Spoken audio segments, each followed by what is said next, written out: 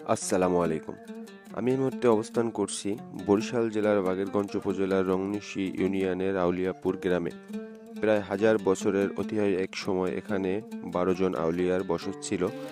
তারা এখানে বসে ধ্যানে মগ্ন থাকতেন। এক সময় 12 জন আউলিয়া এখানে গায়েব হয়ে যান। এরপর থেকেই গায়েবীভাবেই একটি মাজার হয়ে ওঠেন। এই মাজারের অন্যতম বিশেষত্ব হলো এখানে মুসলিমদের পাশাপাশি সনাতন ধর্মাবলম্বী সহ বিভিন্ন ধর্মের মানুষ মানত পূজার জন্য আসেন।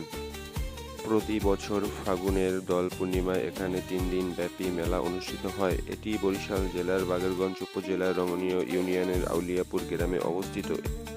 12 আউলিয়াদের দরবারটি ছিল মূলত আউলিয়াদের ধ্যানের জায়গা। স্থানীয় জমিদারের সঙ্গে দূরত্ব সৃষ্টি হলে সুড়ঙ্গ পথে নিরুদ্দেশ হন আউলিয়ারা।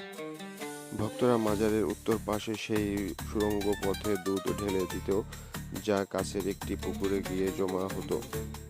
সেই পুকুরটিকে বলা হয় দুধ পুকুর। আউলিয়ারা চলে গেলে স্থানীয় বিখ্যাত দরবেশ ফকির জালাল আরফিন দরগা ও মাজারের তত্ত্বাবধান করেন। তবে দরবারের প্রতিষ্ঠাতা ফকির জালাল আরফিনও নন, মূলত মাসিম শাহ নামে একজন পীরের বসবাসের স্থান ছিল এই দরবারে এলাকা। সেই মাসিম শাহ 12 আউলিয়াদের দক্ষিণ অঞ্চলে আসার আমন্ত্রণ জানিয়েছিলেন। 12 আউলিয়ার দরগা এই মাসিম শাহের কবর রয়েছেন।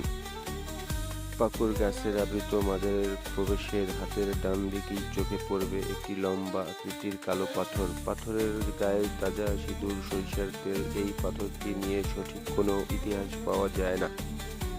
অনেকে নেগেটিভে নিতে পারেন যে পাথরটাকে আমি সালাম করলাম বা সালাম দিলাম, চুমু খেলাম।